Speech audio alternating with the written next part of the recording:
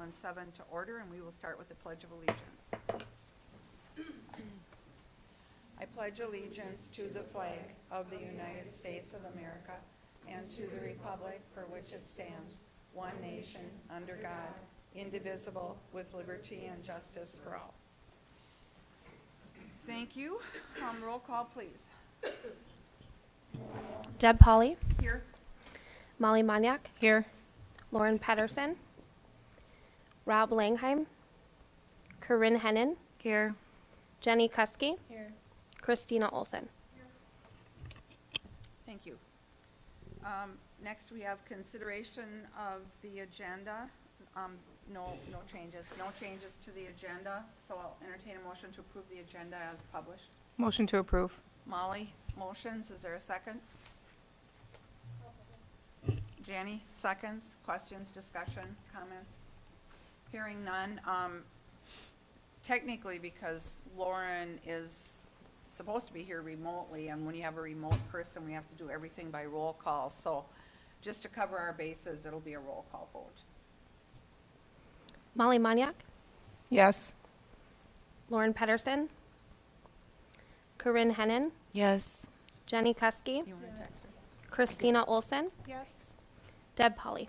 Yes. Motion carries. Thank you. We have some wonderful guests with us tonight, so thank you to all the guests in our audience. And the first thing I'd like to call up Rose or Ben to speak about. Maylee? Good evening, everyone. I get the pleasure to speak about Malie Senezal. She's a sixth grader at Jordan, and she's the daughter of Ashley and Christian Senezal.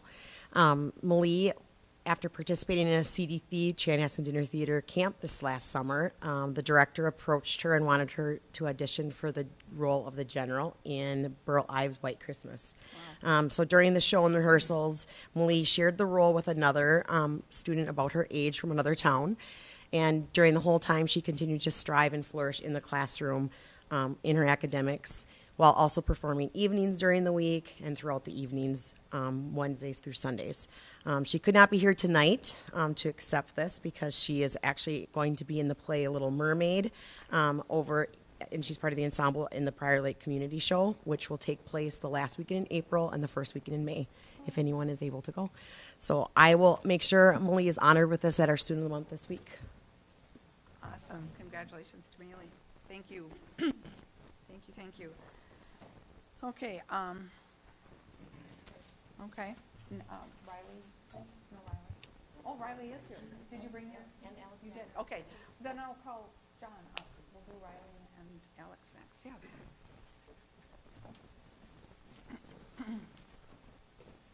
All right. Good evening, Board. I'm here to honor a couple of our students with Jordan Pride Awards. Alex Peters and Riley Steinhaus both were winners of the AAA award from Jordan High School. The AAA is an award through the Minnesota State High School League that seeks to honor students who are exceptionally well-rounded in their excellence. The AAA, the three A's, stand for academics, arts, and athletics. So students who excel in all three of those areas. Each school in Minnesota has an opportunity to honor one female and one male student. They are our honorees for this year. Those students then go on to the administrative region level. For us, that's 2AA. And then each administrative region in the state also sends one person on to the state level. And there's one male and one female winner at the state level as well. But Alex and Riley are our honorees from Jordan for this year. Riley is an all-conference tennis player. She's risen to the level of all-state in band as a trumpet player, and she's an exceptional student as well from the academic side of things. And then Alex was an all-district football player. He's also an excellent thrower for our track and field team in the spring, has participated in choir pretty much at all available levels over the course of his 4 years at Jordan, and then, of course, excels in the classroom as well. Riley is still weighing some college options. Alex is going to head to McAllister College, where he's going to continue his throwing career in track and field as well. So just a couple of really deserving honorees for us this year. So congratulations to Alex and Riley.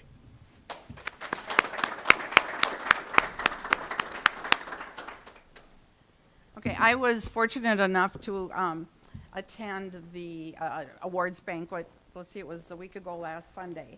And I just want to say that your teachers and our activities director had some phenomenal things that were read at the banquet, as you well know, about you. And the caliber of all of the students at that banquet was just mind-blowing. I mean, it was so affirming. And you two shine. You truly do. You were great representatives of Jordan. And so I have the honor of giving medals that day. So, Ms. here's. And because Alex wasn't able to be there that day, I am going to officially give you your medal for being our AAA Awards winner. So congratulations. And again, to Riley, congratulations to you. And we have our Jordan Pride Awards that say awarded to each of you for whose endeavor for excellence has shown character, determination, and hard work that represent the values of our school and our community. And this is just a small token of gratitude to say congratulations and thank you for being great role models to others. And it's signed by the superintendent and myself. So Riley and Alex, and then Alex, this is, I got a program for you, and this is the certificate from the actual ceremony, and then you got yours that day. So again, thank you for representing our district so well, and we're very, very proud of you. Thank you, John. I believe Elise is gonna do pictures.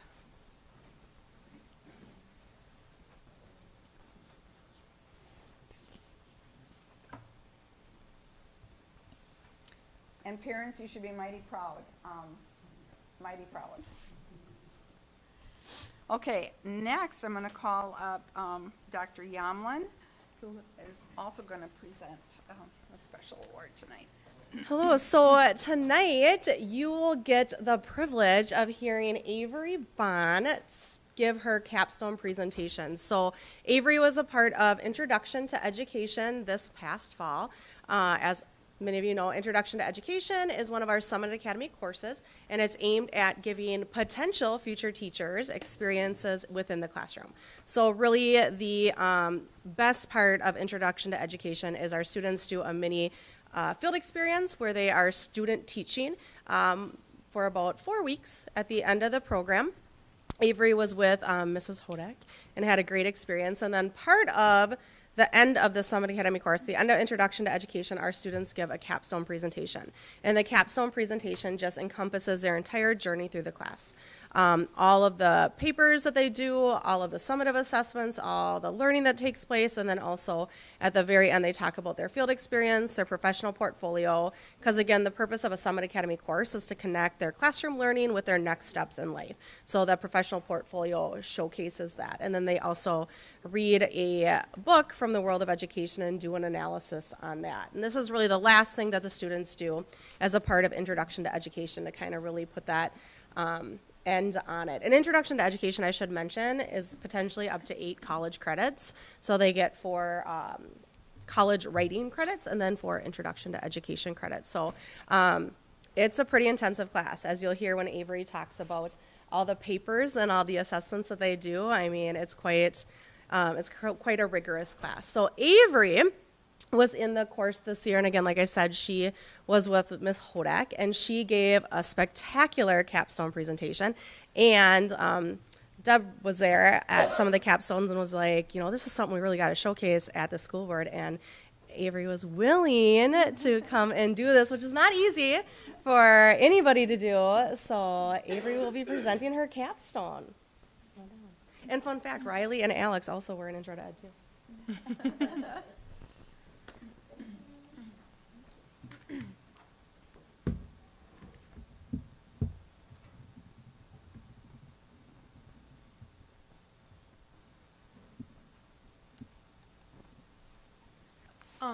Okay, so hi, my name is Avery Bond, and today I'm going to be presenting my capstone presentation. This is my introduction. It's just an overview of what I'm going to be going over in my presentation. So a little bit about me. I'm a junior at Jordan High School, and I have gone to school here since preschool. I've grown up in a family of educators. My mom is a 5th and 6th grade reading teacher and has 21 years of experience. My dad taught social studies for 7 years and was an administrator for almost 10 years before taking over as the director of community ed here in Jordan. My uncle is a college professor in Iowa. My aunt is the executive director of teaching and learning for all of Wayzata schools. My grandma was a second grade teacher for years, and my grandpa was the superintendent at Jordan when they built the high school. I've been playing volleyball for 7 years, and I love it. I play on varsity for Jordan, and I also play club for Midwest United, and I'm still deciding if I'd like to play in college. When I'm not playing volleyball or helping in the classroom, you can usually find me baking, teaching Sunday school, helping with Wheels Up Wednesday, which is when we gather senior citizens from around Jordan, take them on a bus, and bring them wherever they need to go around town. You can find me shopping, being outside, or hanging out with my family and friends. This is my field experience. I was with Mrs. Hodek in first grade, and it was so fun to be back with Miss Hodek because she was my first grade teacher. And now I'm going to talk a little bit about my day-to-day experience. I'd get to the elementary school around 7:55, which gave me plenty of time to connect with Mrs. Hodek and talk about the plan for the day. The kids would start off their morning by doing their lunch count and the questions of the day and having morning and work playtime. I enjoyed the question of the day because it helped me learn more about the students and what they liked and disliked. Morning work and playtime is crucial for the kids because it gives their brains a chance to wake up and be ready to learn. If they didn't have that, they would go crazy in the mornings. Morning playtime and work consists of coloring books, read to self, Lincoln logs, puzzles, color by number, word searches, and many more fun activities that the kids enjoy. After morning playtime, we would then head to Circle. They would do a greeting or share what they did over the weekend, and I love hearing all of their stories. And my favorite greeting was the shoe greeting, where they each took off a shoe, put it in the middle, and then whoever shoe they grabbed, that's who they would go and greet. And it helped really connect and brought the class closer. After that, the calendar helper would go up and help recite the days of the week and months of the year song. And then once that is all done, I would read them the animal fact of the day, and then we would finish morning meeting off by reading a story. Now I'm going to talk a little bit about one-on-one time. Every day I would work with two students individually. When I first started, they barely knew the letters of the alphabet and what order they went in. While I was there, we would work on what sound each letter made and where they were in the alphabet. By the end of my time, they could sing the alphabet and know most of the sounds each letter's made. It was so fun to see their growth over the 3 weeks that I was with them. These are just some more fun activities that I got to do with the Miss Hodek's first grade class. The picture on the far right is the Thanksgiving Day balloon parade. So only the first grade class got balloons, and they decorated them, and they had like a mini Thanksgiving Day parade, and then they walked around the whole school and showed all the kids their balloons. They were really proud of that. I helped paint their hands. We made it look like Santa, and then we sent that home to their parents. I didn't have to, but I attended their holiday concert. And if you're ever sad, go to a first graders holiday concert. You will laugh. It's so fun. They're so cute. And then the last picture is just morning playtime. We're playing Lincoln Logs at morning meeting. So my pros and cons about my field experience. I really enjoyed building relationships with the kids. I loved hearing all of their stories. I loved doing arts and crafts with them, morning meeting, and then working one-on-one with the students. My only cons, if I had to choose, would be having to tell the kids no and then walking over in the morning in the cold. Now I'm going to talk a little bit about my literary analysis book. So this is my author, Gregory Mitchie, and I read the book, Holler If You Hear Me. Gregory Mitchie grew up in Charlotte, North Carolina, and got his Bachelor of Arts in Radio, Television, and taught at a middle school. He then moved to Chicago to get his Master's of Education in Instructional Leadership. In 1996, Gregory Mitchie was awarded the Golden Apple Award for his excellence in teaching. So a little summary about my book is Holler If You Hear Me, is about a middle and high school teacher who was faced with a challenge when he got cut from his teaching position at Ellison High School. At Ellison, he was working mostly with African American students, some Mexican American, and Latino. These students were faced with challenges every day, and they would rely on Mr. Mitchie as someone they can talk to about anything. When he got released, it was a really hard adjustment for him and his students, as they did not have anyone to go to. The kids loved Mr. Mitchie because he treated them like his own. He hoped he created an open classroom where kids' ideas were sought and valued. He valued time with his students because that was his last chance to get to know them on a deeper level. I just did that. My pros about this book is I liked how the teacher cared for each student on a personal level. I enjoyed how the book had mini journal entries from each student and their point of view. And the only con about this book was some of the chapters got straight to the point, but they continued adding pages about information that didn't really correlate to the text at all. Now I'm going to go into my portfolio.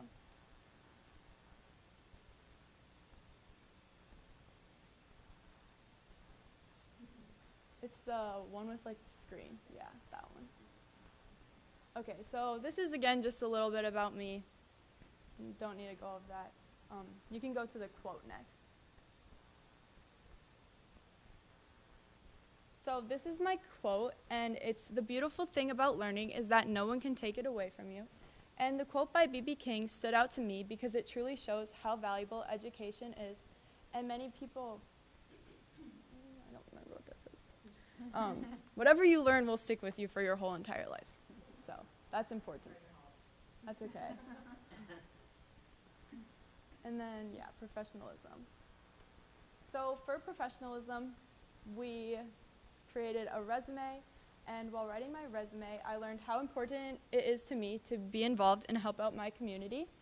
And then for my sample email, after doing my sample email, I learned how to properly email home to families and address any concerns I have. My About Me was sent out to Ms. Hodek's families just to inform the families a little bit more about me. And then my mentor-teacher email was my final email that I sent out to Ms. Hodek. My Learning Styles and Education project, this assignment helped prepare me for the lesson I taught to Ms. Hodek's first grade class, and after presenting it, I felt prepared and excited to begin my field experience. It was just like a mini lesson. So for our reaction article, we read an article and then we wrote about it. And after reading the article, The Problem with Grading, it showed me how grades negatively affect students and helped me better understand how much a letter grade means to some students. I believe grading should be a way for students to gain feedback on the material they learned.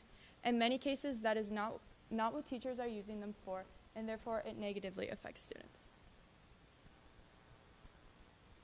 Now, a main portion of this class was writing our essays. So the first one we wrote was our narrative essay. And I enjoyed writing my narrative essay because I got to talk about my personal education and how teachers can impact students based on the ways that they teach.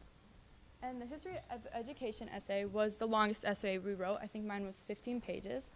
And while writing the history of education essay, it was interesting to see how far education has come and how it will continue to evolve over time.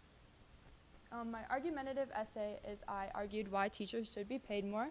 And one of the main things I took away from my argumentative essay is how hard teachers work and value their jobs, but it's not reciprocated in their salary. And then my literary analysis essay is just a summary of like my book and the author's life.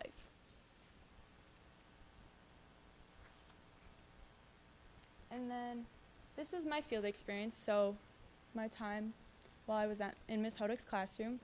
And I made a curriculum plan, which is just my lesson plan. And by completing the lesson plan, I learned how to plan a lesson and learned that your plans might not always go according to, so you need to be flexible and be able to adjust.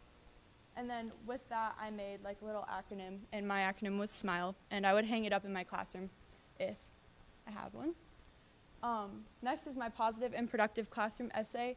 And after writing this essay, I learned how to deal with kids who are educationally challenged, and I learned how to make being in the classroom feel enjoyable for them. And then my field experience journals were just a little journal entry that I did day to day based off of my experience. And then in the bottom right is my problem and solution slideshow that I presented to Ms. Hodek's class.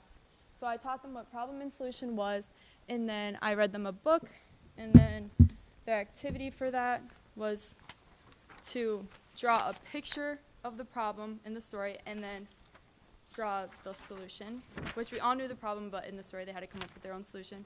And then we just did a little cut and glue. So they cut out the solutions and glued them to the problem. They had a lot of fun with that. These are just some more pictures of my time in Miss Hodek's class. I will value this experience forever, and I had so much fun working with the kids.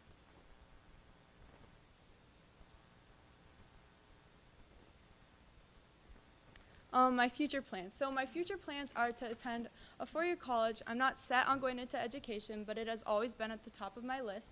And after completing the field experience, it has definitely made me notice how much I love to work with kids and be in the classroom. Thank you, and now I'd like to open it up to any questions. Thank you. Great job. You would be a great teacher. Avery.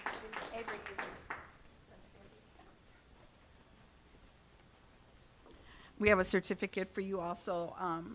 Thank you for sharing that. I know it's not easy to do it, but you did a great job, phenomenal job, and I'm just so proud of you, and I know you're a great student, not only in the classroom, but outside of the classroom, so thank you for everything you're doing for the seniors in our community also. So this is an award for Avery for the Summit Academy Introduction to Education, a capstone presenter, whose endeavor for excellence has shown character, determination, and hard work that represent the values of our school and our community. You were an absolute amazing example of that, Avery. This is a small token of gratitude to say congratulations and thank you for being a role model to others. And you would be a great teacher. Thank you. Thank you very much.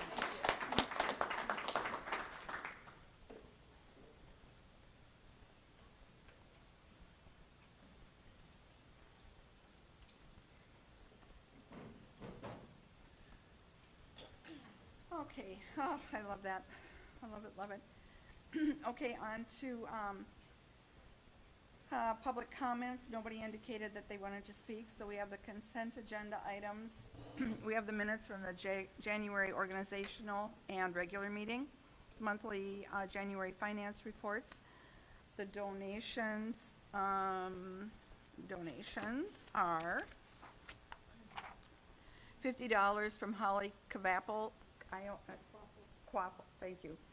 For the middle school donation, $50 for the JHS band from Mary Danisser, $250 for a JMS pocket translator from the Jordan Fire Department, $45 for the JES backpack program from Mighty Cause, $50 from middle school donation from Holly Quapple, thank you, $75 elementary school donation from the Blackbaud Giving Fund, $208.30 from the JMS web program for the donors Eagle Concessions, $100 for the JES music program from Tressa Anderson, $271.32 from the JES soccer for JES soccer goals and nets from the Jordan Commercial Club, and $7,500 for 7th and 8th grade helmets from the Jordan Football Association.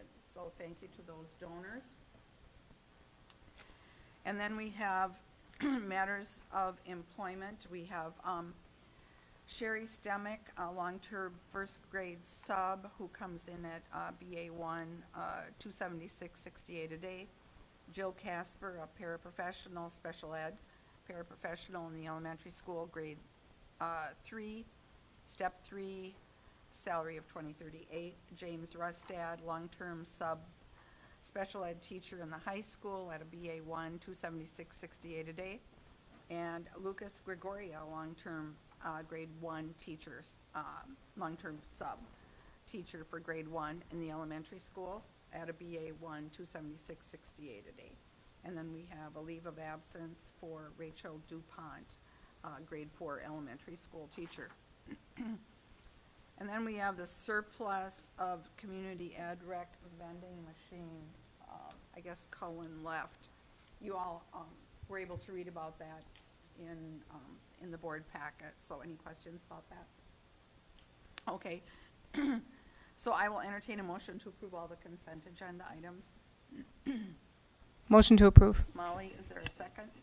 I'll second. Corinne, okay, discussion, questions? Hearing none, roll call, please. Corinne Hennon, Yes. Jenny Kuski, Christina Olson, Yes. Deb Polly, Yes, Molly Maniak, Yes. Lauren Pedersen. motion carries. Did she respond to it? Oh. Okay, okay.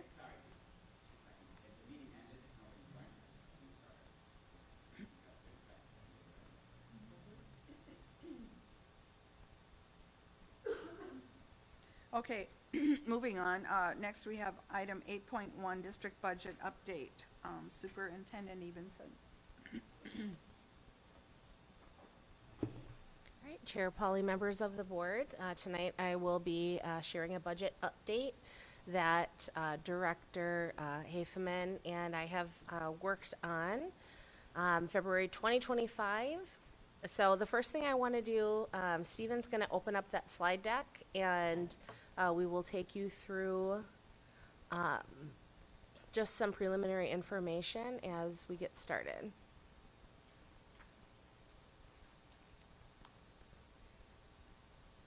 All right, so the first thing I want to do is just give an overview and a reminder about Fund 1.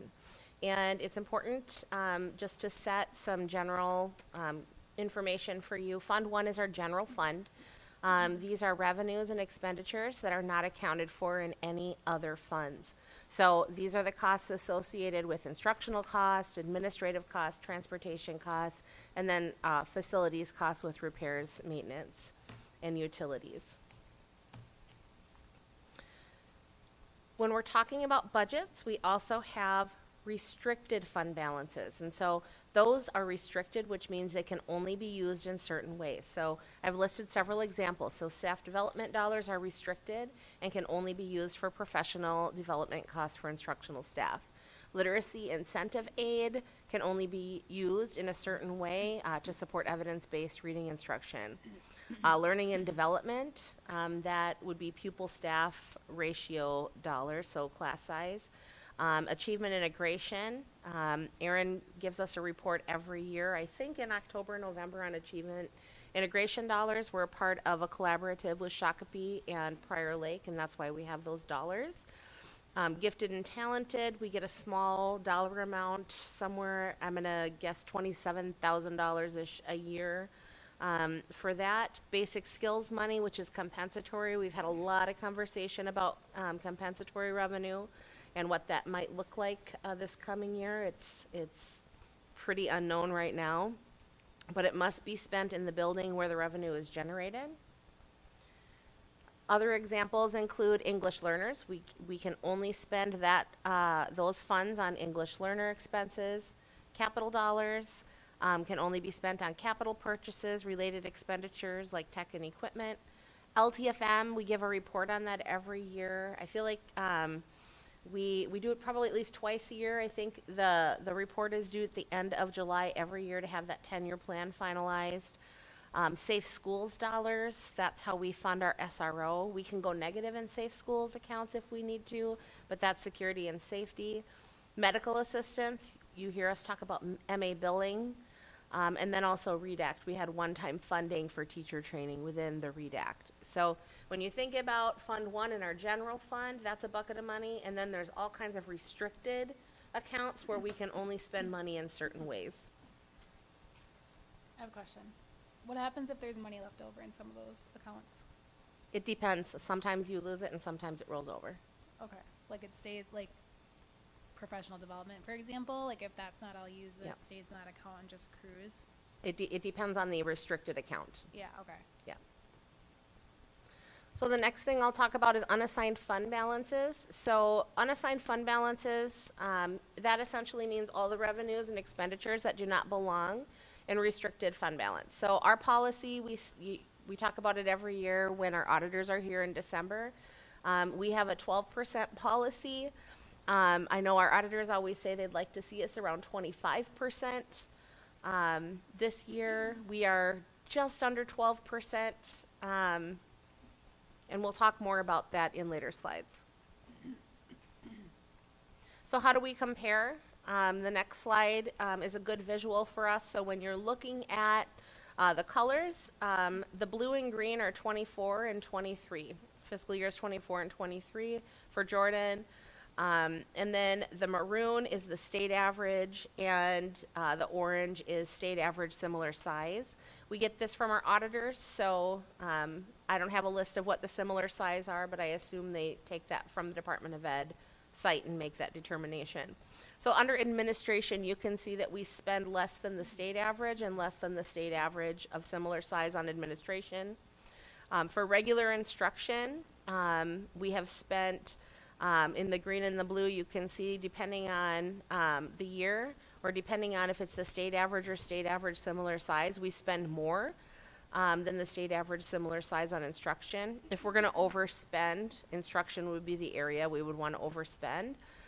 Special education, you can also see that similar to instruction, in fiscal year 24, we spent more than the state average, and in fiscal year 23, we spent more than the state average similar size. Food service is the same story. You can see in 24, we spent more than the state average, and in 23, we spent more than the state average similar size. So with the revised budget, this is just a quick snapshot of where we are with our revised budget. And remember, these are all, projections. Our budgets are never final until the audit in December, when Eid Bailey comes out and goes through and they've been audited. Our audit takes place in October. It takes them quite a bit of time, but they're not final until December.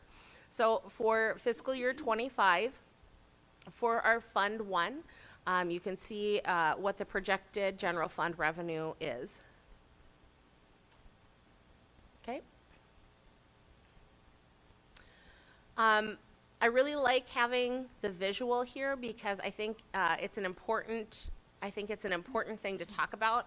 So you can see that with the orange, you can see that reflects the state sources of funding. You can see the silver or the gray is the federal sources of funding.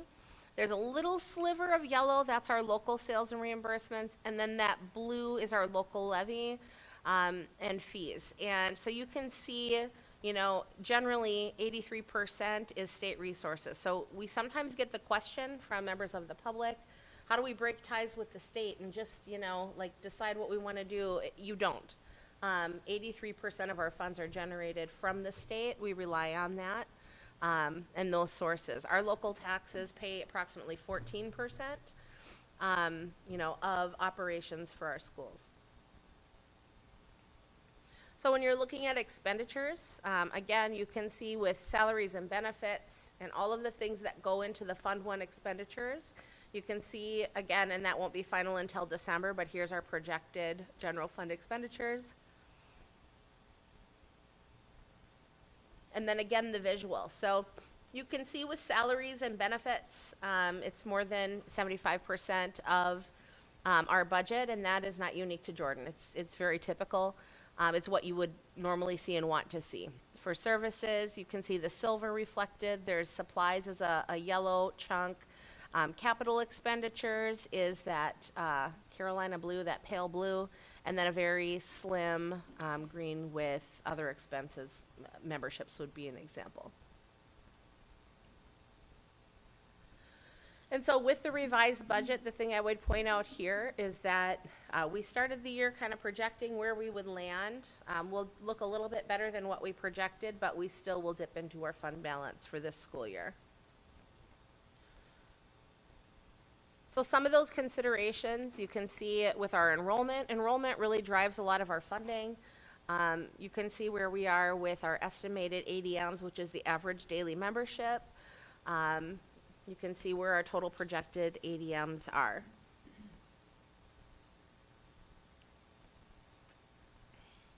Other considerations, property liability insurance. As you recall, when we talked about our insurance earlier this year, that it did increase. It's likely going to increase again. Workman's comp insurance has increased. We'll likely see an increase for that again. Technology and software expenses, these are a must-have. and that continues to cost quite a bit.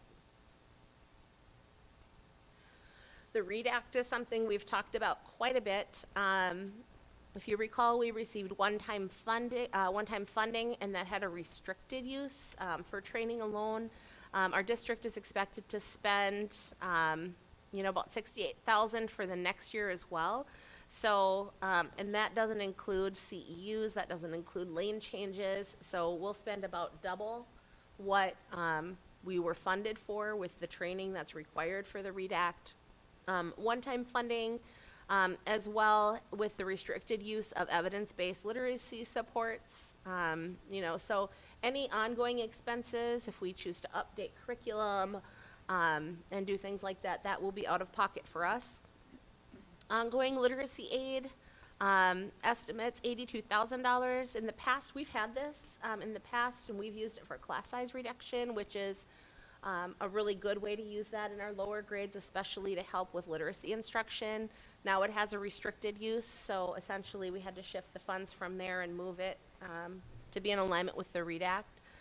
So essentially those are not new funds. So when you look at our projected budget for the school year we're currently in, there will be a shortfall of about $227,000. If you recall, we kind of anticipated some of this last June when we did our preliminary budget, and we thought it would be about $300,000 at that time. Yeah. So let's look at 25-26. So when we do this, again, these are projections, and again, until it's audited the following December, it's not final. This is with the best information that we have today. And so we're projecting 2% increase on state aid on the formula. Remember, we had a change with legislation so that we have an inflationary aid factor coming in. And so when we look at that, we're estimated to have an increase of about $49,000. One thing that people sometimes don't understand when they hear a 2%, they think of that budget, that big number, and think it's 2% of that. It's not. It's 2% of a subset of those dollars, a bucket of those dollars. And so that's an important distinction. With estimated enrollment, if we were to take all the grades we have right now and roll them forward, we'll be looking at a loss of revenue. We're predicting 33 less ADMs for next year. One factor, if you recall, we talked quite a bit about voluntary pre-K. So years and years we've applied for that and we've not received that aid. We haven't qualified for it. This last year they shifted the criteria for that, if you recall, and we were awarded 100 seats, and we actually had a lot of families that qualified for that. This next school year, they actually are, we've been awarded 100 seats, but they've changed the restrictions back to a very small number. There's the potential under 10 families maybe that will qualify for that, so we're predicting a loss of ADMs there.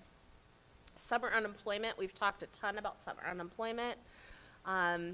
This was new legislation for us as a school district, so previously, 9-month employees did not qualify for summer unemployment benefits. That shifted.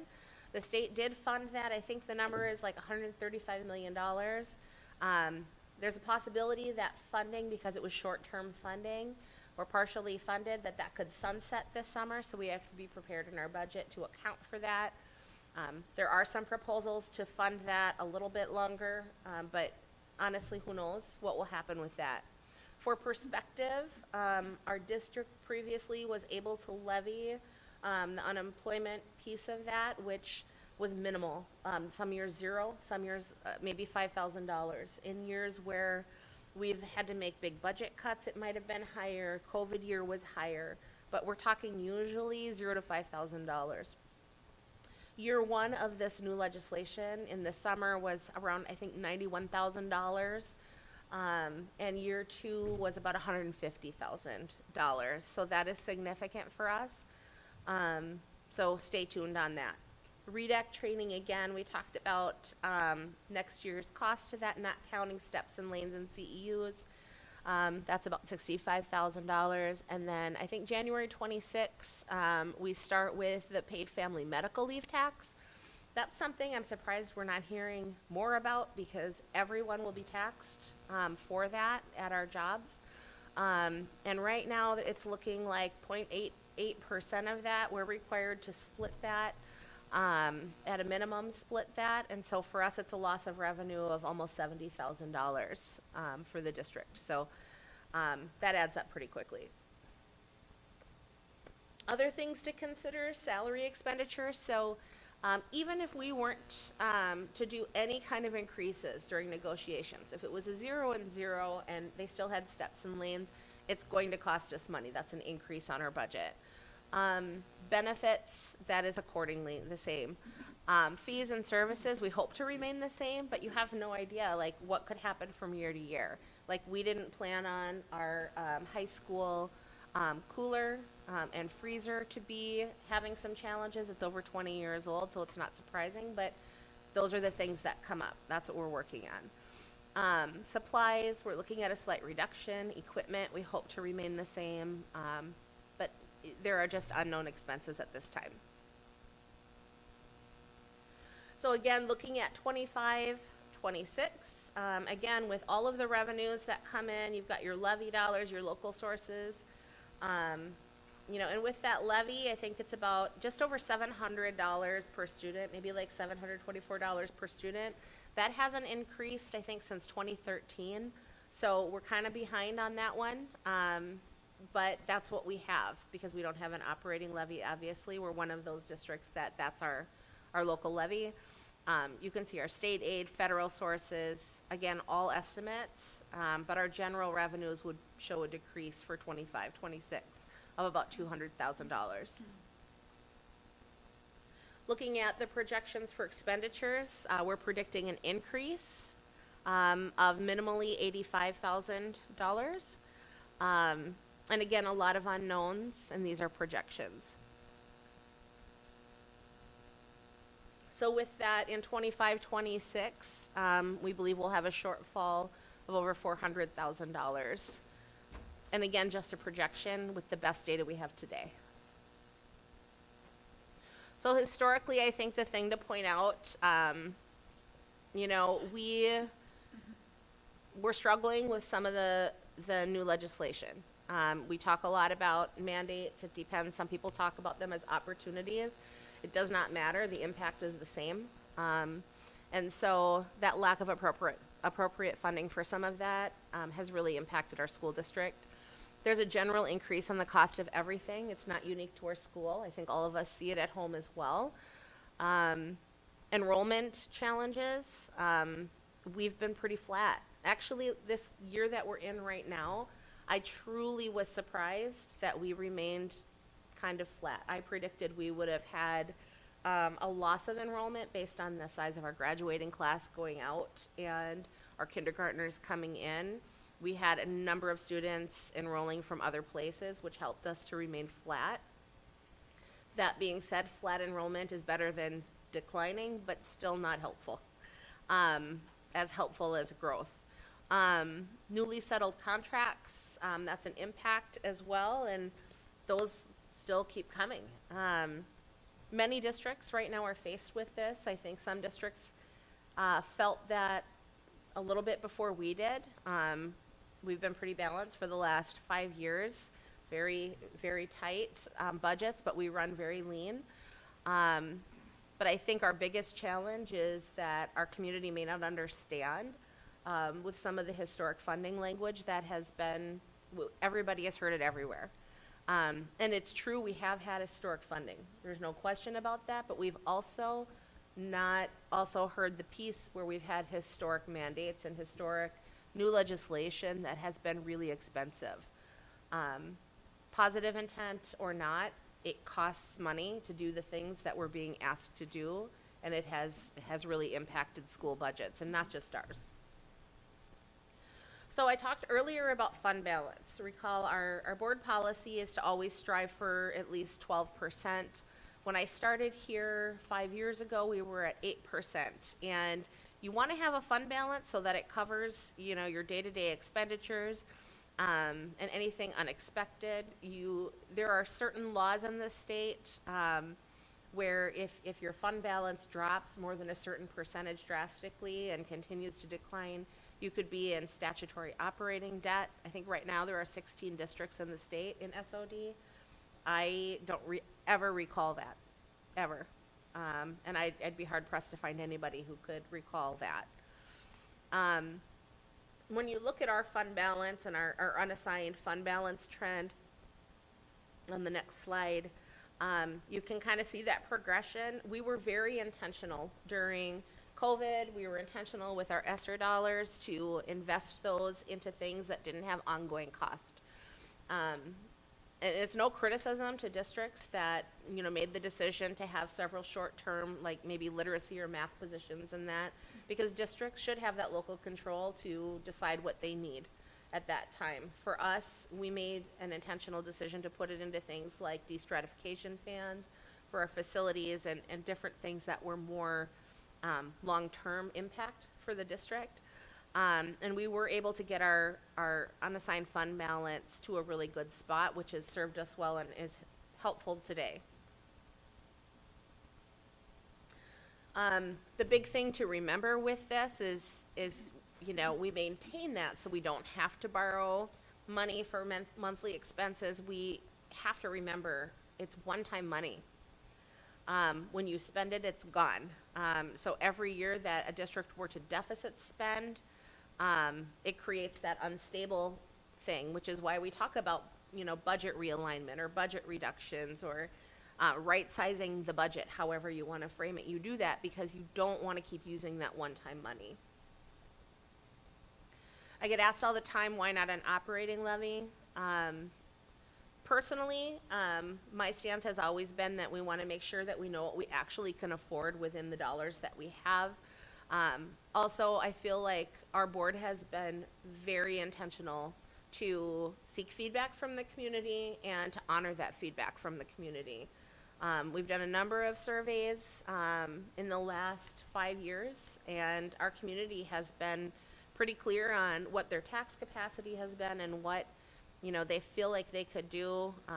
And again, our bond referendum project, they told us exactly where that line was, and we were intentional to stay within those boundaries, and we passed that referendum.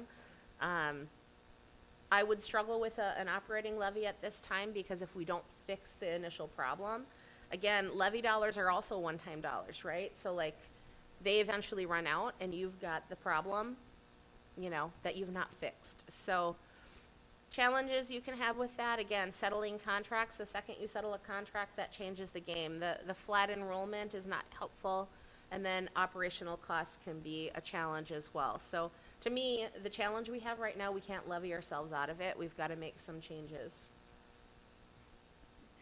And so, where do we begin? Some of us have been through this before. I think my first year here, we ended up cutting, I think at the end it was over $1 million in cuts when you added everything up.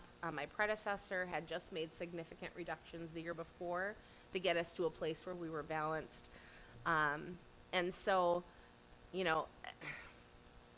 I always feel like it's really important to have a systemic approach to how you can do that. Lots of people do the spaghetti on the wall analogy, like, hey, we could save, $500 here or $200 here or this and that, and that's all helpful and all positive intent, but there's a problem sometimes when you can have strong feelings attached to certain things that might not even have any evidence that it would support fixing the problem.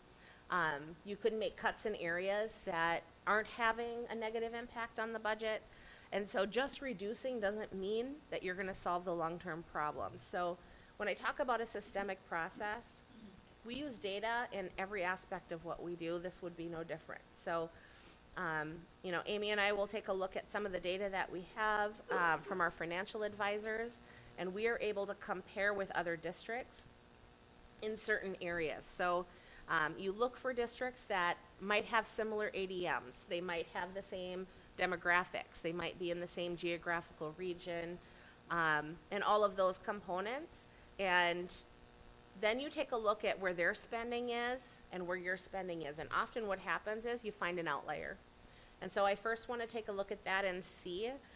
We think about district administration, building administration, transportation costs, instructional support costs, and see where that all lays out. And that's where we start with our recommendations. So as an admin team, we will take a look at that data and then bring forward recommendations to the board based on that data. You can go one more, Stephen. And so in the past, we've used these districts as similar sized districts. We'll take another look at that and see if that still rings true to us. I think there's one more piece of data that we're waiting for, and we'll be able to take a look at that. But that's helpful for us to compare where we are at with efficiencies. And so next steps for us, I kind of went through this already, but we'll take a look at our financial position.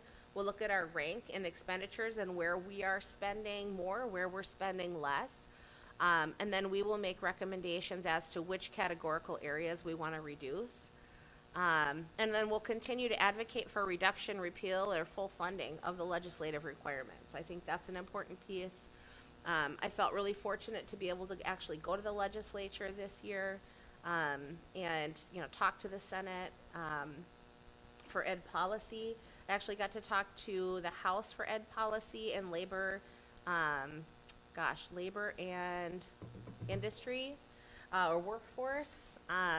Those didn't happen though anymore because of all the things, but I did do it. I was there.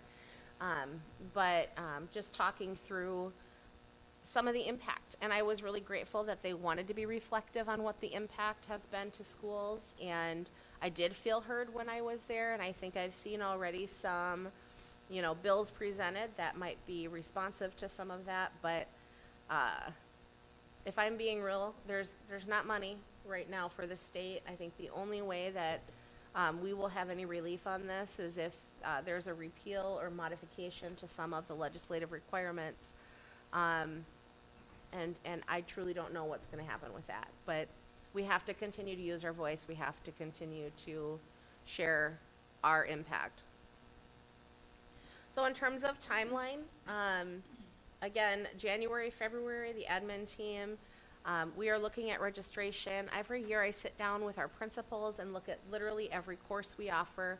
How many students are registered? Can we run the course? Can we not run the course? What does that look like? We'll be looking at, Amy and I meet almost every day. And we'll continue to look at the numbers that we have and bring some recommendations. At the work session in February, I want to talk more about it. I want to talk more about a target number at that time. We may have some preliminary things at that time. We won't have the full picture yet. That'll come closer to the 17th. But I do think we should talk about, do we want to just cut, is it a 650,000? Do we cut deeper? I want your input on that. And then we will have a work session and probably special board meeting over spring break. Some years we don't if we don't have anything pressing. This is pretty pressing. I mean, this is people's lives. When you think about, we run really lean operations here. This isn't just paper. This isn't just numbers on paper. These are our community members. These are parents of our students. This is their lives and their income.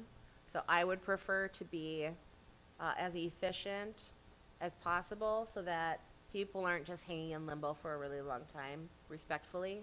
So that would be the March timeline for that.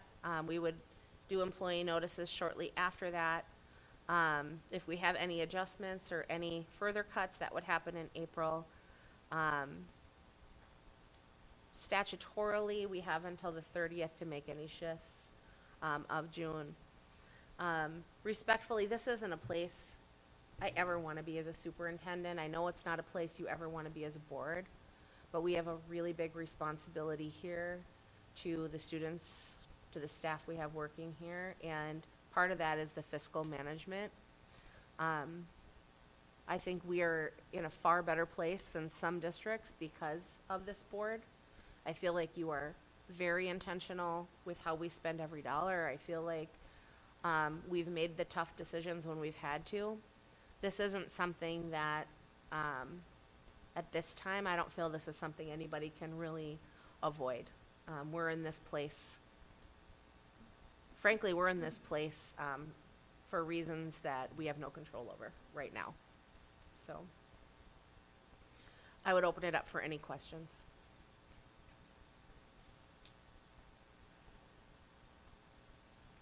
Lynn, did you want our opinions? Like at the board meeting to talk about the amount? Yeah, I feel like I mean, you can share opinions now, Jenny, too. I feel like I need a little bit more time Yeah. to make a better recommendation. Amy and I are still waiting on a couple of numbers from our financial advisors. And I feel at that time I can provide you with better information, and I'll feel more strongly once I see that to be able to say, I think we got to go deeper, or I think we're going to be okay to do X, Y, Z.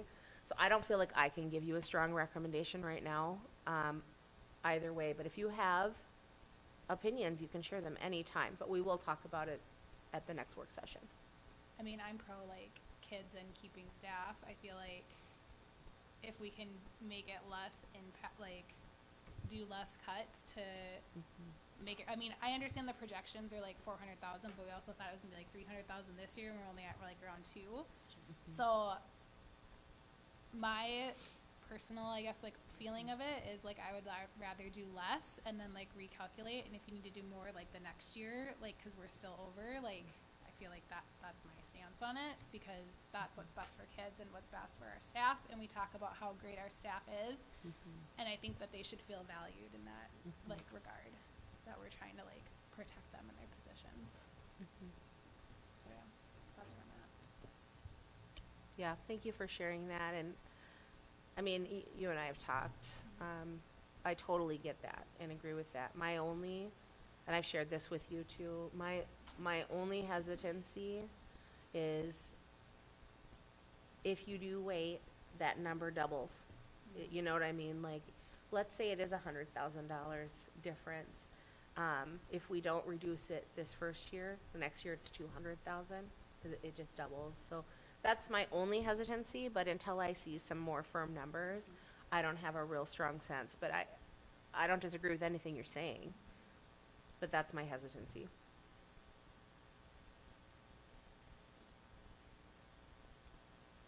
Yeah, because the impact the second year would be more detrimental We'd to have the to go even staff more and the deeper. students. We would have to go Even deeper.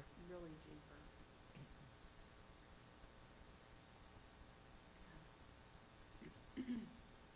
It's a tough position to be in, and I'm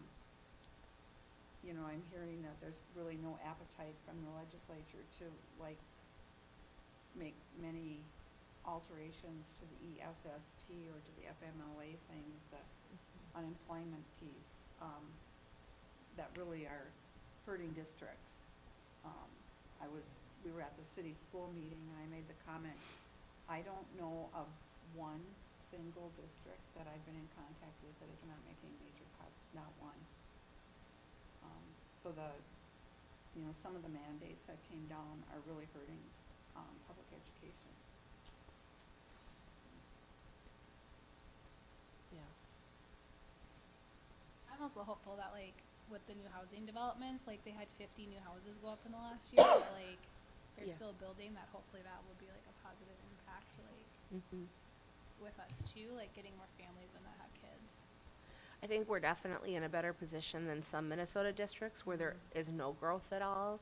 Jordan is definitely a thriving community, and we have so much to offer that I think we'll continue to see growth. But families are smaller. Each house isn't equating to, a kid or two, like it used to, if that makes No, sense. like there's people like don't have Yeah. families, they're moving Yeah, in. the family dynamics and I would say demographics just look different right now, but we are in a better position because this is a community that is continuing to grow. So that is a positive.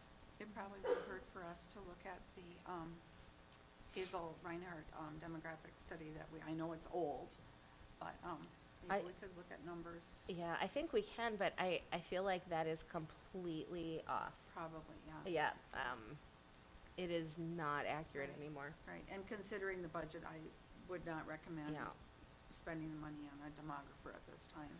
And I don't know that anybody could Could, predict right now. exactly. Like, Yep. people aren't using that anymore, just Yep. because the world is just really different than even 5 years ago. Yeah. So that being said, if you do come up with questions and different things, like, please reach out to me. Amy and I will be happy to sit down and go through it with you. We just need some more time on our end, just to make sure we're making solid recommendations. And, the thing I can say, we have such a good team. Like, our staff is amazing.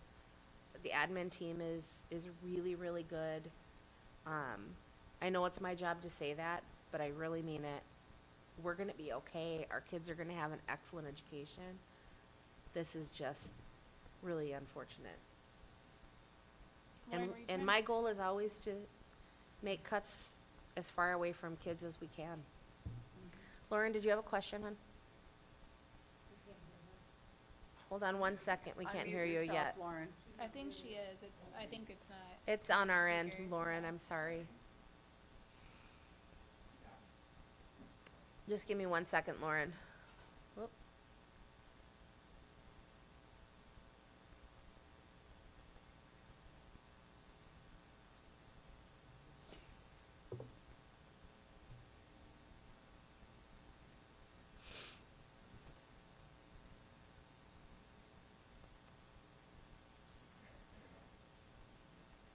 Give it a try, Lauren. Can you guys hear me now? Yep, Yeah. Okay.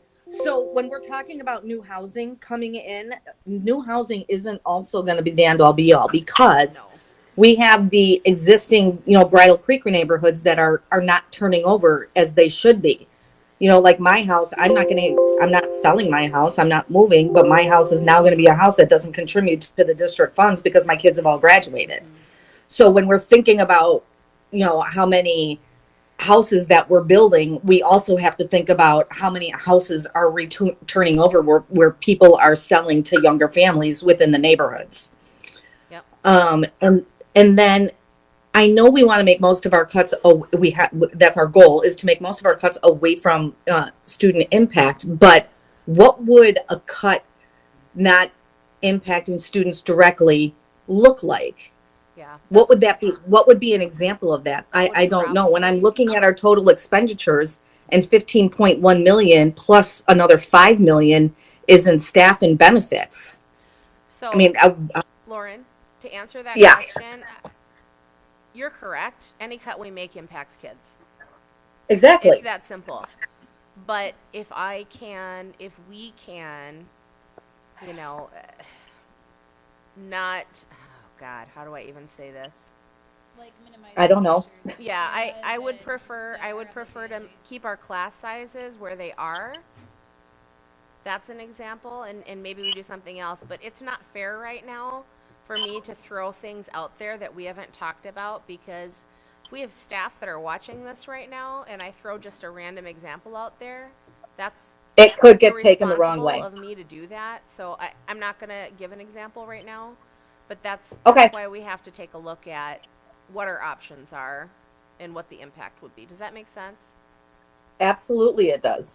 And any example you throw out there could be taken way out of Right, and context I too. would never want to do that to any. These are people.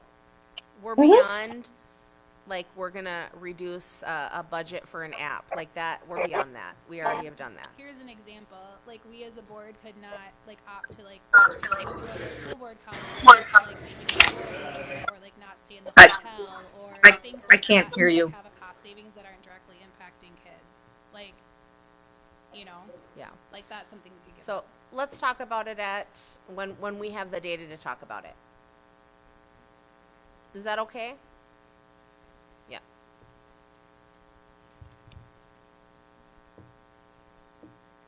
Can I ask a question on legislation? Sure. You talk about changing legislation. if that were to happen, what would be the timeline on that? Would that be something you would know this year before June 30th? Well, or- typically, we would know at the end of legislative session, which is in the tail end of May. However, sometimes they have to go into what's called, I think, a special session. I've got a legislator behind me who will correct me if I say it wrong. But I am hearing things like maybe we won't have a budget by June 30th, which would be really detrimental to schools, but it's happened before, where we'd have to borrow money to keep the lights on and pay the bills and do all the things because the department could withhold our funding because they don't have the money. So I don't know. I hate to call up a legislator to ask him, but I bet he'd talk to you after the meeting.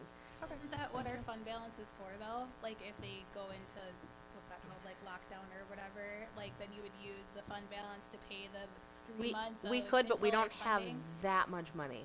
Like, it's not, I mean, it, yeah. It wouldn't make payroll and everything. That We would don't be have needed if that we much don't get money. our WADA money from the state. No, I know that, like, for the year, but for, like, the month or two, like, we have enough money in our fund balance to cover that, don't we? Not for very long. It wouldn't be very long, yeah. No, but that's the point, is that, like, if Yeah. the legislator did go, you didn't get your money Yeah. until, like, August, let's say, from the state, like, we would have that and then it would be reimbursed. Like, Yeah, I don't think it's that simple. But Amy can talk to you about it after the meeting, I'm sure. because every Yeah. district would be in that situation, like, you know what I Yes. mean? Like, they Well- would be able to pay their bills or whatever, you know? Yeah, it's not awesome. Yeah. Mm-hmm. Yeah.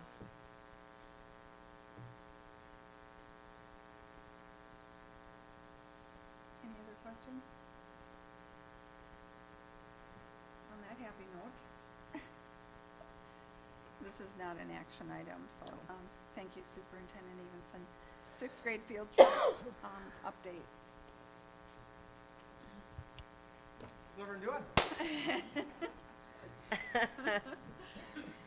All right, so I went over this, Ben Bakeberg, middle school principal. I went over this at the retreat, but this plan was done in collaboration with the 6th grade team. We started this conversation a few years ago, and some of the concerns, the issues that we talked about a few years ago have continued to multiply. So we can go through.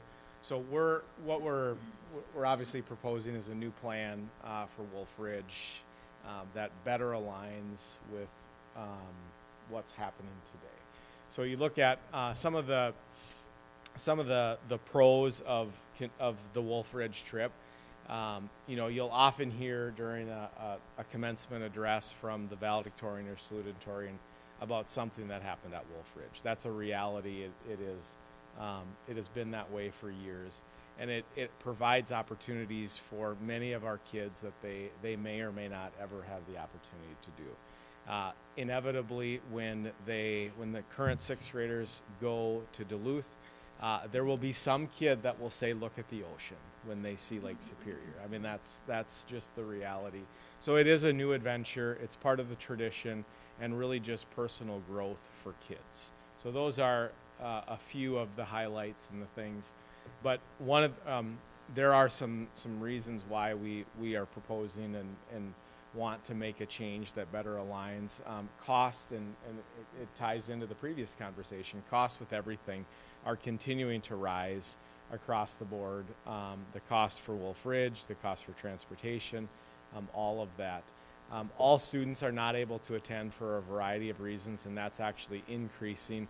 I think we're up to 17 or 18 as of today of kids. When we talked about this initially at the board retreat, we were at 15. So it continues to go. I think this is really the bigger thing that we need to be thinking about is the trip no longer aligns with the academic standards that are in place in 6th grade. So, you know, and the plan that we have laid out has a better alignment to what they're actually instructionally doing in 6th grade. There's a change in social studies standards, a change in science standards. There are dorm concerns, and I'm not going to go into detail of what those are if you want to talk to me about it. But I would just invite you to imagine 7 or 8 6th grade boys without an adult in the room, what could happen.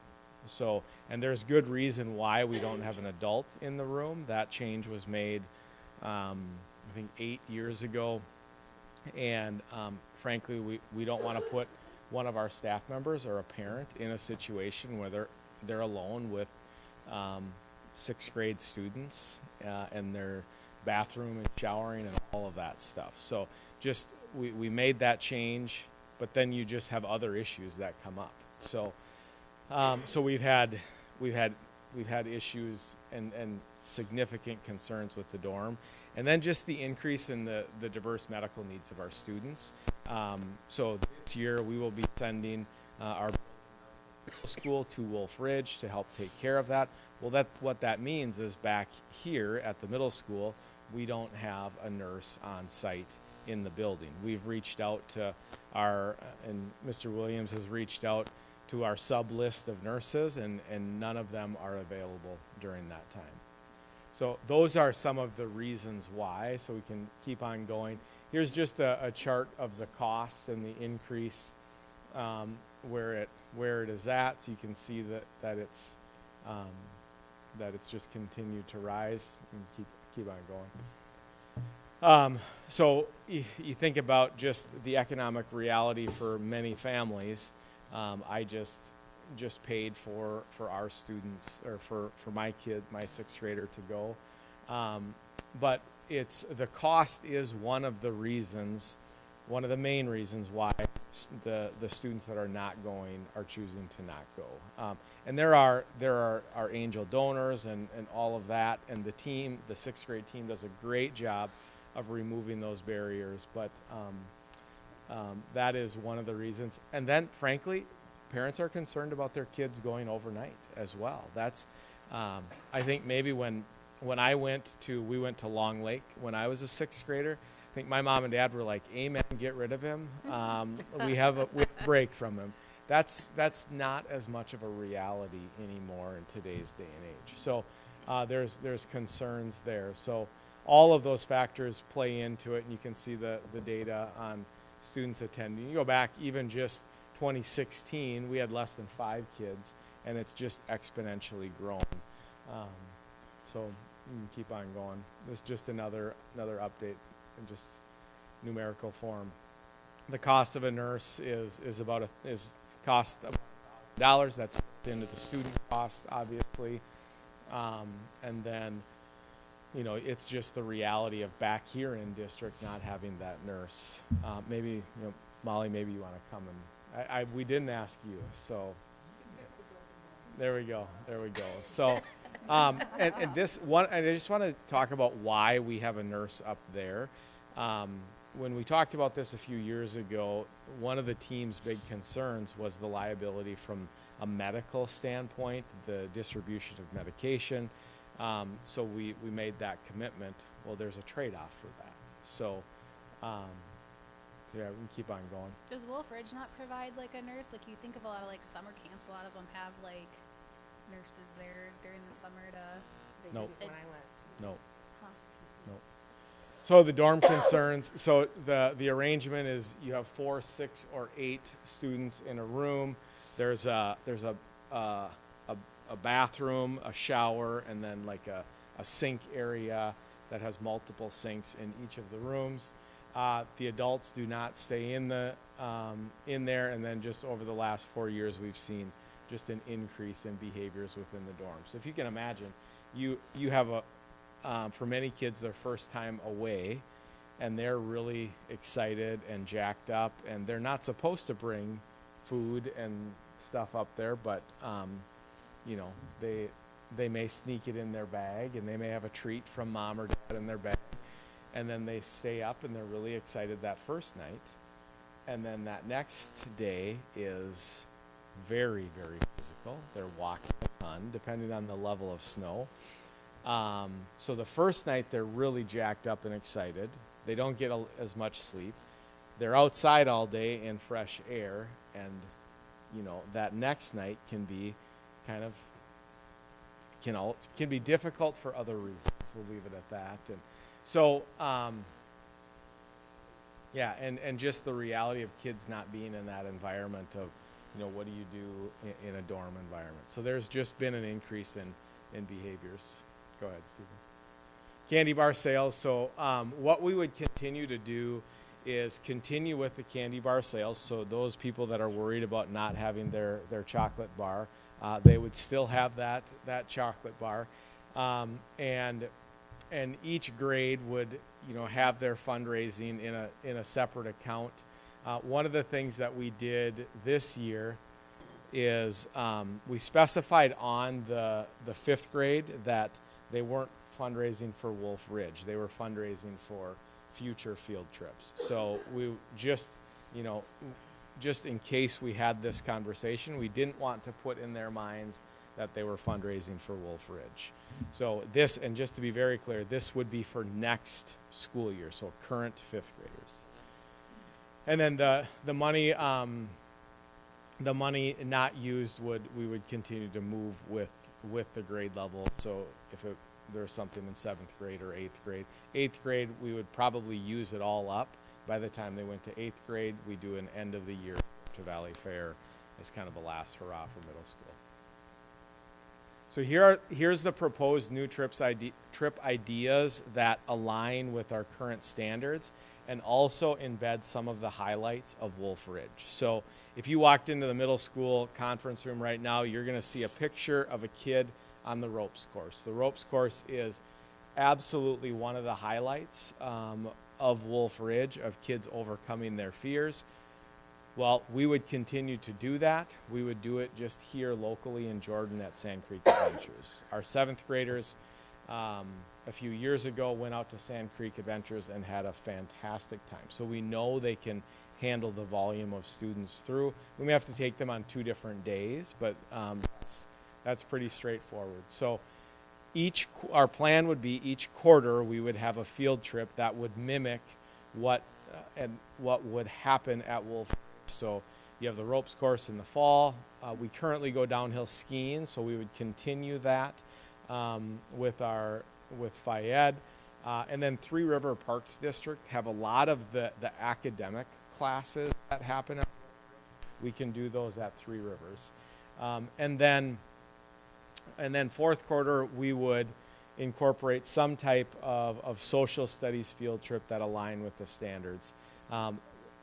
Today I gave a tour to a group of students at the Capitol, and I talk about this when kids come in my other role. I remember as a 5th grader going to the Capitol and seeing Tony Annan, who was my state representative, and now I have the honor to serve there. So it's just a really cool thing for kids. So yes, they're not having that Wolf Ridge experience, but there's a lot of really cool experiences for kids.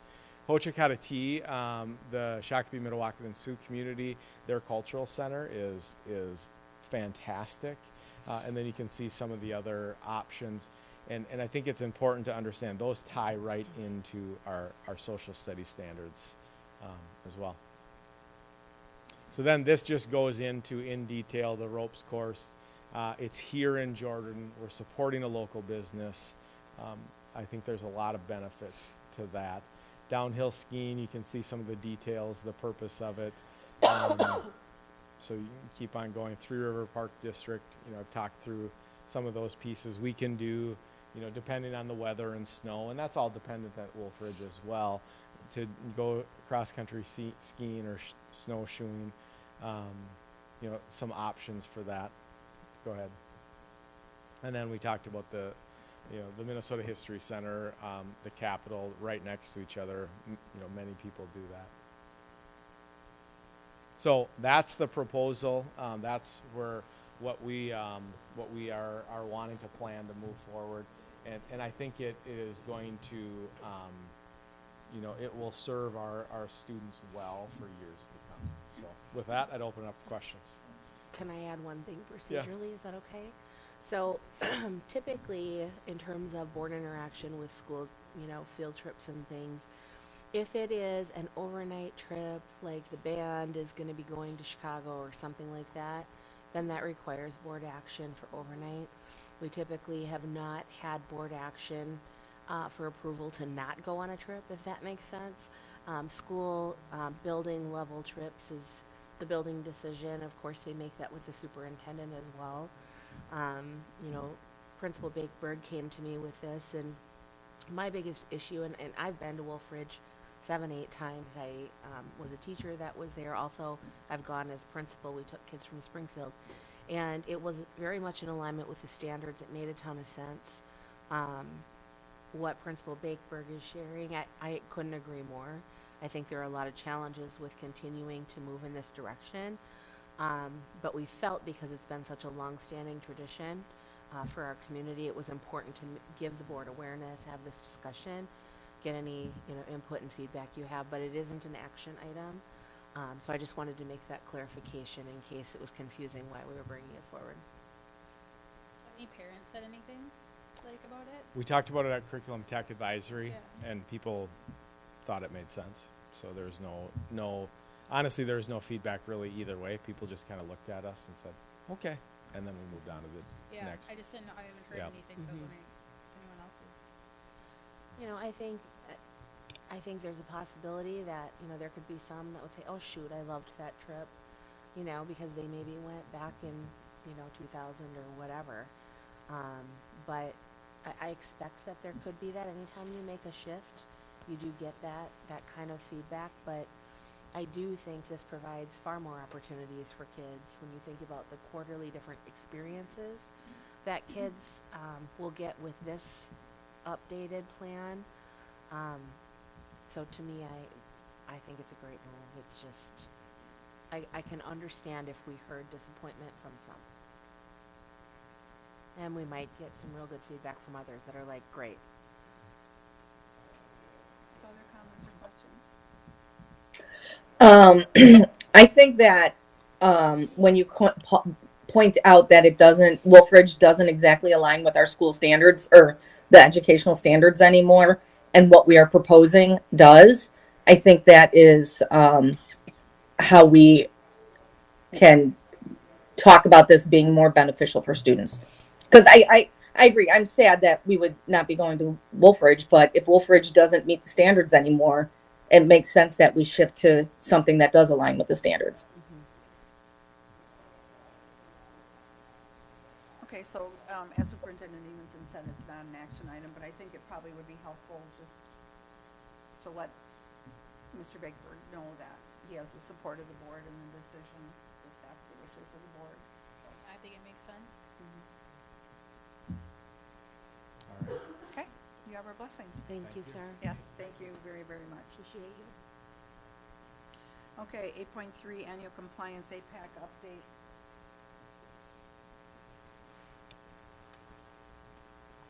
Thanks, Amy. Good evening. Every year, our American Indian Parent Advisory Council has to vote for concurrence, and our APAC Council voted for concurrence on January 28th, and now we have to present it to the school board, showing that the council is in agreement to our aid application, our plan that we created this fall and shared with you, and just kind of highlighting some of the good things that our APAC is doing with our students, and Sarah Miller and the group is doing with our students. This month they went to the Bell Museum as a field trip that they just went on. The high schools went to Awami, the sous chef in Minneapolis, so got to experience the different foods of the Native American culture. They still have their monthly drumming with Travis DeCory. They had the Sampson brothers come in November, and they presented to all our students in the district. The one thing I did want to share is on April 30th is again our annual banquet, and you all are invited to attend that. It is one of my favorites. It's just, you got to come. Bottom line, you just got to come.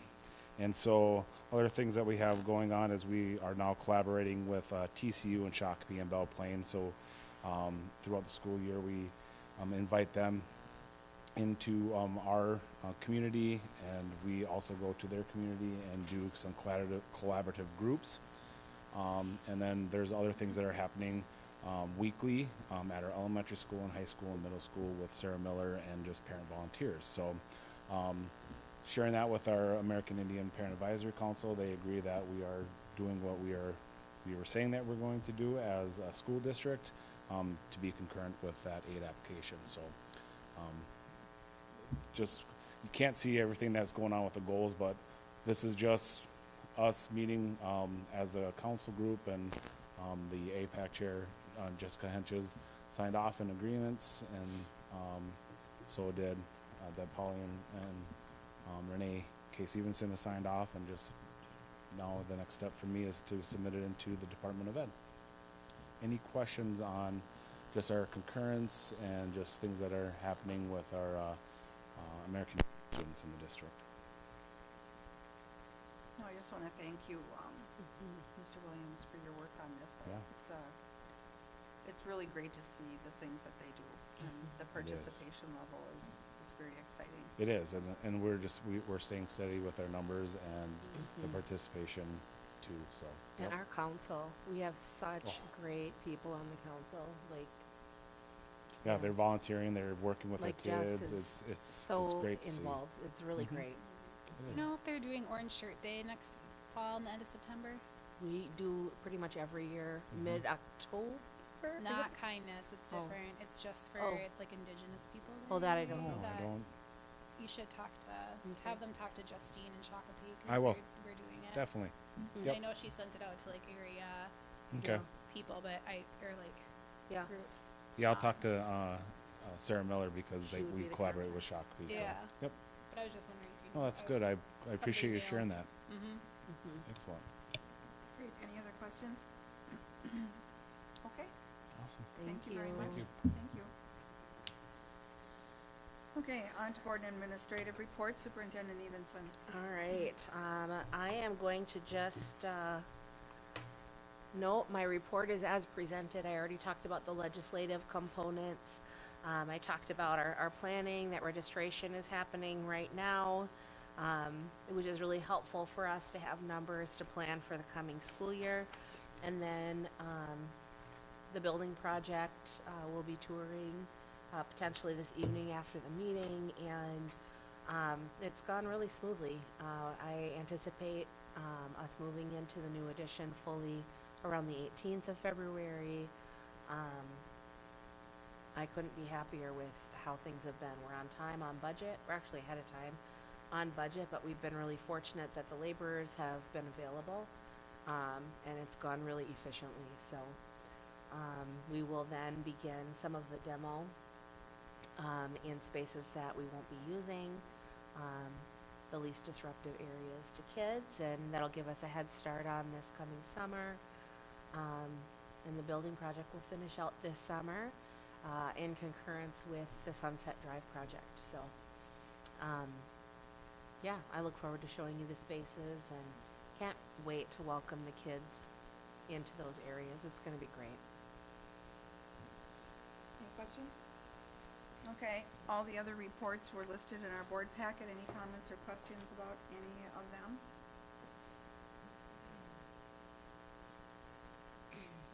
Lots of good stuff going on here. Okay, then on to school board and committee reports. Let's see.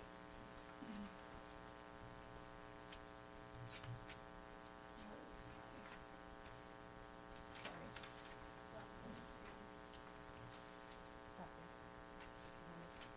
Okay, so we have our budget finance, we talked about that, calendar did not meet, city school. We met this evening up at city chamber, city hall. It was a great meeting. Renee gave an update on what's going on here at the district. The report from the city, they're gonna be having a groundbreaking in April for the new overpass that will be publicized. They are having an open house on March 12th.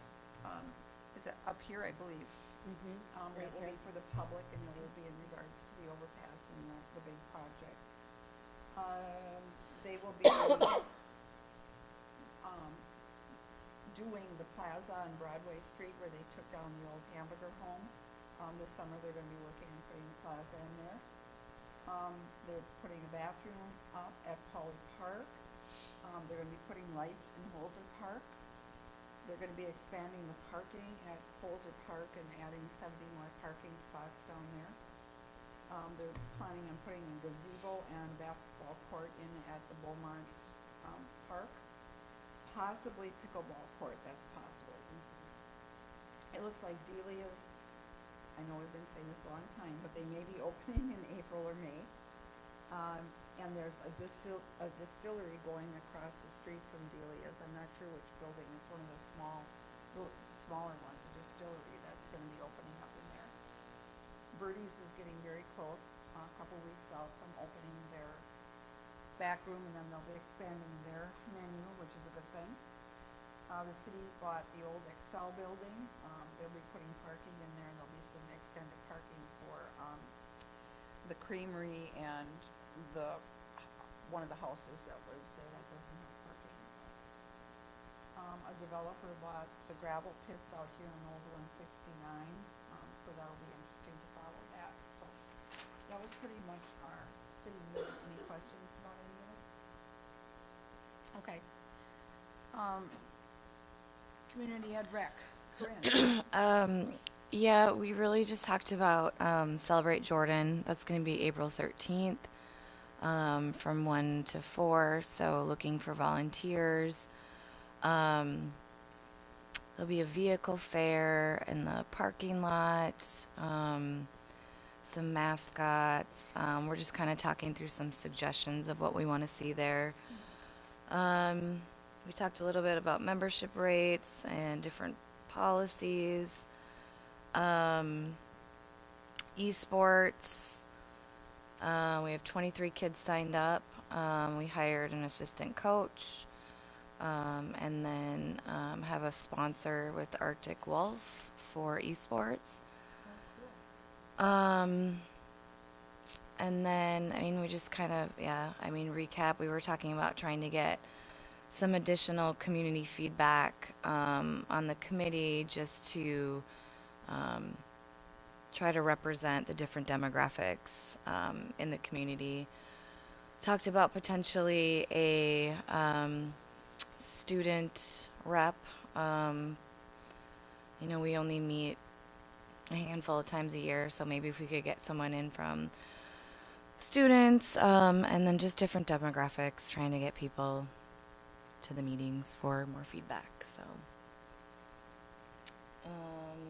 and then we talked a little bit about driver's ed. I can't remember what it was, just I think trying to get another driver in there or upping the pay or something for that. So that's it. Great. Maybe we could talk Henry into being a student, so that it could be like his subcommittee thing. So let's keep that in mind. So, any questions for Corinne? District advisory.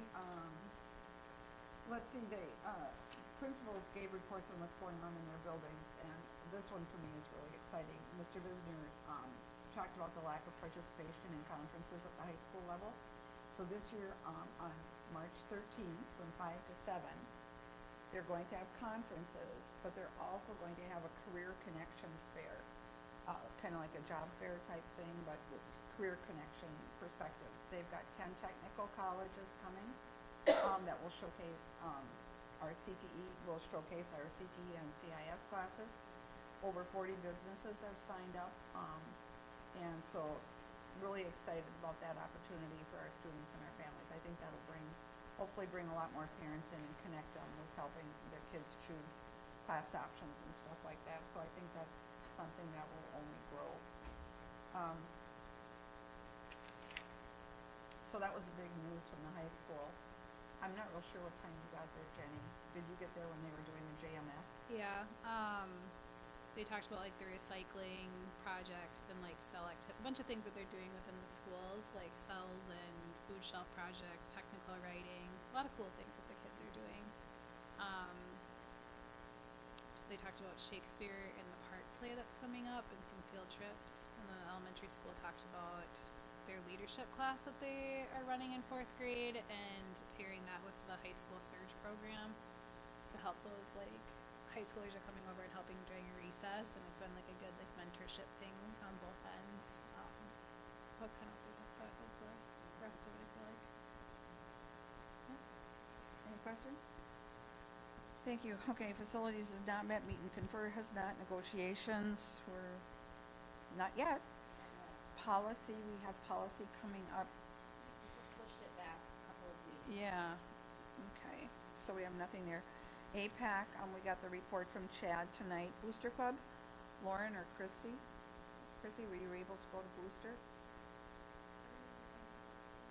Maybe they didn't meet. Lauren did, huh? I noticed that they haven't updated calendar invites yet, because they still have Rob on sort of education management, so I just followed it. We'll check on that. Is it coming up? The education part is not on it. But Booster, We'll check on it. I was gonna say they probably maybe just wrapped up from the gala, because that was you know wrapping that up. Lauren, did you get a notice about a Booster meeting? You're muted. They usually meet either the second Wednesday or the third Wednesday of the month. So I wasn't at the last meeting. The last event we had was the gala, and I haven't gotten an update on the gala yet. Okay, so I don't think we've had a meeting since last, so we'll just make sure that Chrissy gets the invite to the meeting. Okay, Education Foundation. Okay. I know the gala did, they're not gonna call it a gala anymore. Who's been playing? Yep, it was very successful. It was. It was so much fun. It was great. Legislative, we gotta stay on top of that, you guys, as much as we can. So, on that note, I know Lauren is going. Is anybody else going to the day at the Capitol? When is that? And do we get CEUs? MS. Actually, there are, so. It's March 10th. Yeah, it's March 10th. I'm actually gonna be out of town, so I won't be able to join you on that one. But, their, Region 2, I'm trying to think, not Region 2, just did that one. Staff, Schools for Adequate Funding. They're scheduling the day 2 that I might go to, so if anybody can't go on March 10th, I'll be to that. So I can put Well, you're right. I mean, see it on the shoulder, I'm actually see my head. Start at, I think it's the Radisson. We start there. We meet with our MSBA lobbyists who give us an update on where things are in the legislature, and they give us the itinerary for the day. We have a light breakfast or a box lunch or something. I can't remember. And then we're going to get bussed over to the state or the Senate and the House buildings. They're going to bus us over there this year, and they're going to do the scheduling with Mr. with Representative Bakeberg and Senator Pratt. So I am going. So we need to let Elise know, like, within the next couple days, if you're planning on going. So it's the 10th, or what day did you say was the other one? I will look up the date. They Oh. just told us on Friday that they're scheduling the day, so And I'll send that out. And what's the difference again? 2 different organizations, 2 different platforms. But if you have the opportunity to do MSBA, I would do that one first, because it is done so exceptionally well. They actually have a panel typically come in and talk to you, Q&A kind of thing. It's very well moderated, and I just think it's a good foundational set of information, especially if you've never done it before, just on advocacy and what it means and how important it is. It is excellent. So if you can do MSBA, I would do that for sure. If for whatever reason you can't, let me know, because I'm going to go regardless on the staff day. And that's one that we can, it's a one-day thing, so we can carpool. So, Lauren, you're for sure? I'm going on the 10th for sure. Okay, me also, Elise, so you can put us down for sure, and then, okay, I'm interested, but I have to check with her. okay. So, okay, just confirm with Elise then on that. Good.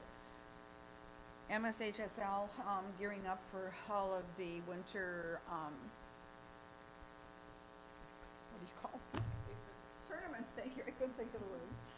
Wrestling will be coming up soon and leading to hockey and boys basketball, girls basketball. It was really an honor being at the AAA, Region 2 AAA Awards banquet thing. So our kids really shined there. That was great. Otherwise, they're gearing up. They're going to be, as of next year, 9th graders will be included in the MSHSL portfolio of students. So that's going to mean that they'll have to comply with all of the MSHSL rules. They will be covered by the the liability insurance of MSHSL. So it's a pretty big move. They have to change their constitution and everything that they do. This has been a long process. We talked about that several years ago back when I was on the board. So then there's some Title IX stuff going on with MSHSL that we'll just keep our eyes on. So other than that, that's it. Scale. Scale met last Friday, but I had a work conflict, so I couldn't attend.